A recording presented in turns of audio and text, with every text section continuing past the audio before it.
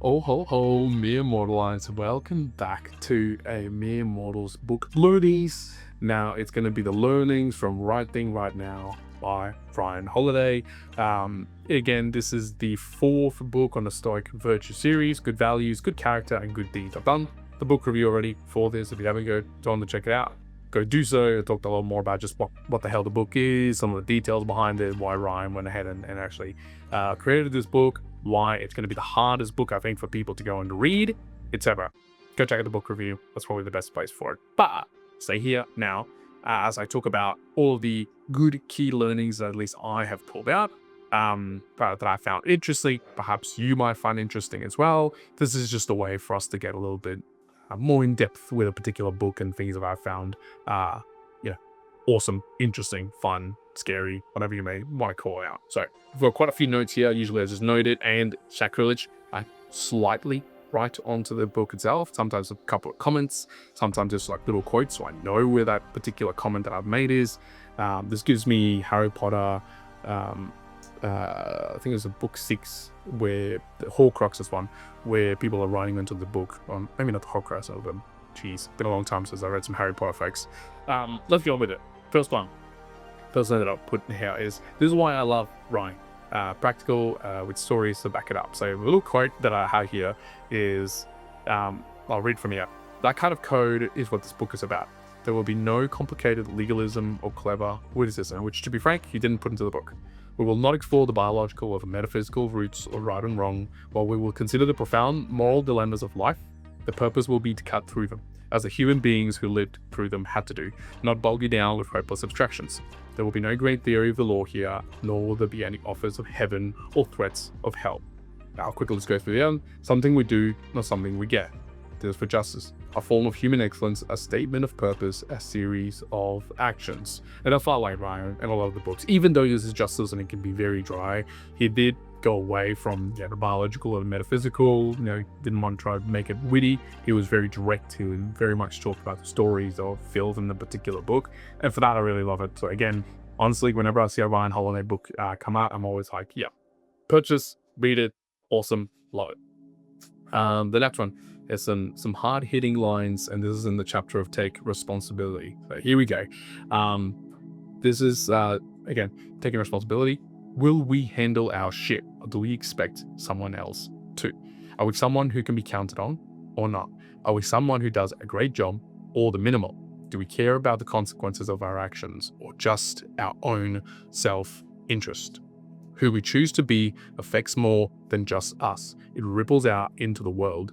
Realizing this is not just clarifying, but deeply empowering. What we do matters. We matter. Again, the way that Ryan writes it, I love it. Awesome. Good questions to ask yourself. And specifically, will we handle our shit, or do we expect someone else to, right? What sort of adult are you in this world? Next note, still in the Take Responsibility, there's a particular quote from this doctor story, and I'll just quickly kind of read the story. It's around the doctor delivers this to a stunned patient, a definition of justice that Rick Ober would have approved of, one that we must each aspire to, but either to be aimed at it. It's your turn to be the center, he said, to give others what was given to you for so long. You've kept to give security to young people and peace to your husband and a sort of charity to the old.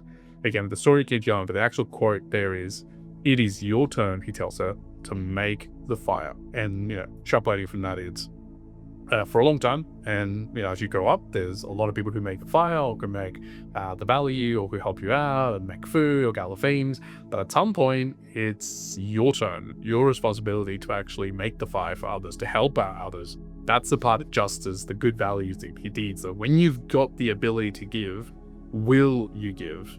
And that's a hard one to know. This is a round of being an open book. So be an open book, chapter, be an open book. I'll quickly get through this particular one as a note. In recovery circles, they say that we're only as sick as our secrets.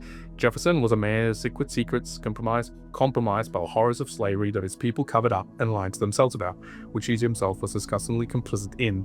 He did not act like all the world was watching, not with his affairs, nor his conniving against his boss and colleagues as a member of Washington's cabinet. He thought he could get away with it, and he did it. A little last note there, so it's obviously an example of the story. Let us live in a way that makes us proud. Let us act during the day in a way that allows us to sleep at night.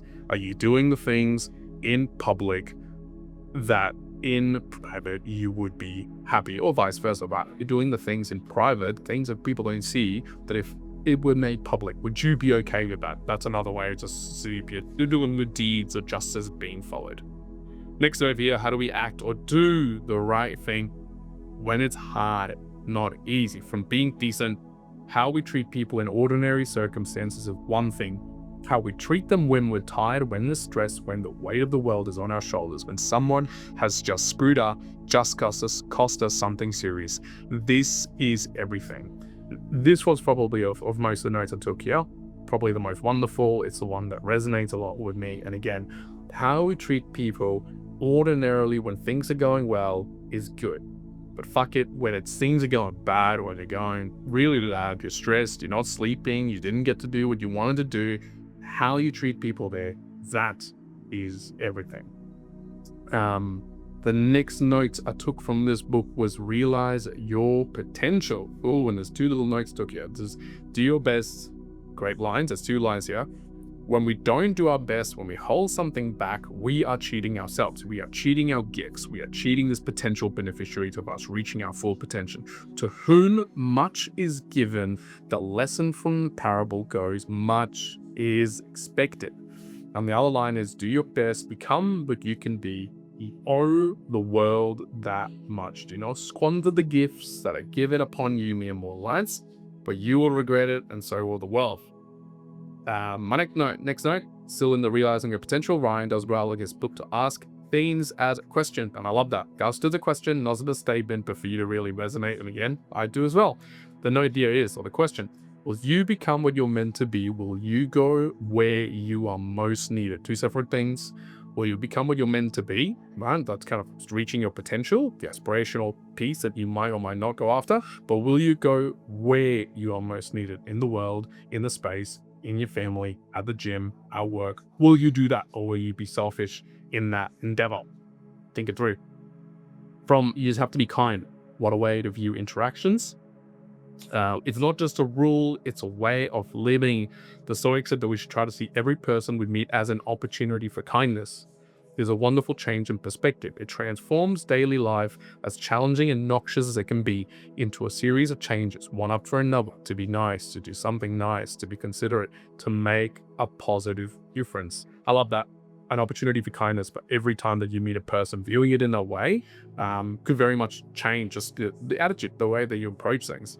So I thought that was a good reminder, and honestly, I kind of forgotten about that, and I'll try to approach that with. It's an opportunity to just be a little bit kinder. This is from the chapter on becoming powerful, and just a quote around power, or an item about power. The strong do what they can, and the weak suffer what they must. Talk about saying the quiet part out loud. The Athenians were saying, we have power, you don't.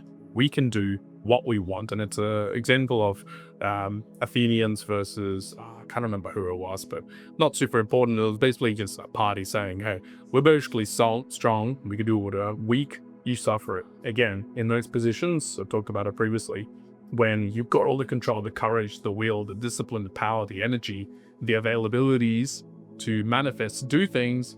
How do you wield that power? Again, that's what comes down to justice. And a lot of this book is trying to maybe influence those who have that to do things right.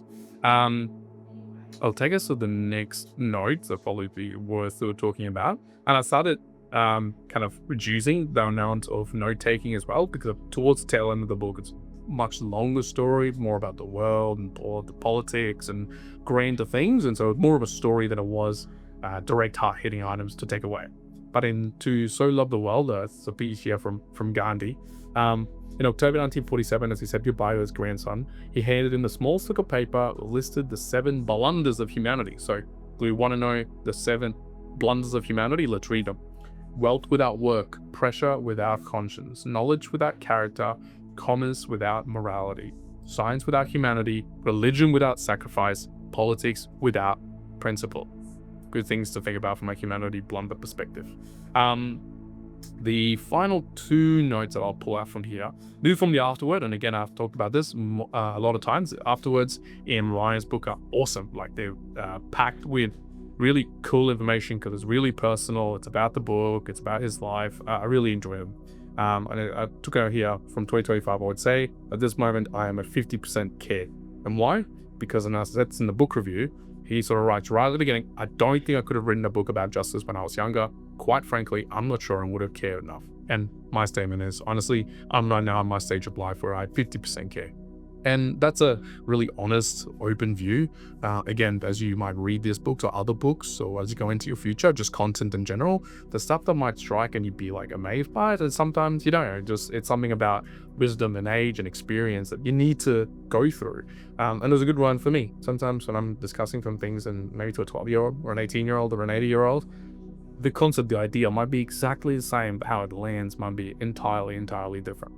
And the last one I'll talk through here on the Afterwards, so I kind of noted, so true, you need to remember. All others are profoundly selfish on some levels.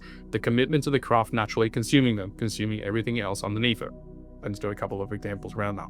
Their spouse, their children, their staff, the people they compete against, the strangers they bump into the street. The cost of success is paid largely not by us, but by those who love us, who support us, who work tirelessly for us, who, even if well paid, are likely to not get the credit they deserve.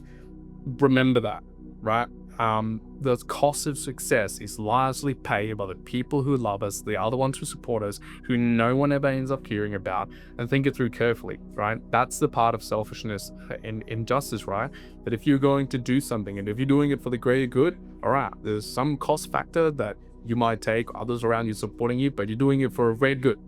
Okay, you can sensibly think about that. But if it's for a real selfish purpose and you're costing other people a lot of things, think about it deeply, because we live in the world, we don't live in the world of one or you or me. We are mere mortals all living in the same planet. So, I think right now, those are a lot of the learnings, or at least the hard-hitting things that came out of it that I really enjoyed around justice. Again, he's got the books around courage and temperance and wisdom in previous. So if you want to go check out all these other book reviews or learning, go back and feel free to do so. Thank you for joining me for this book learning session. If you enjoyed it, leave a comment, subscribe in all the good places, send it to a Boostergram if you can operate and do it in that way. But for now, I'm going to leave you there. Mere Mortalized Right Thing Right Now by Ryan Holiday, wishing you well wherever you are in the world. One.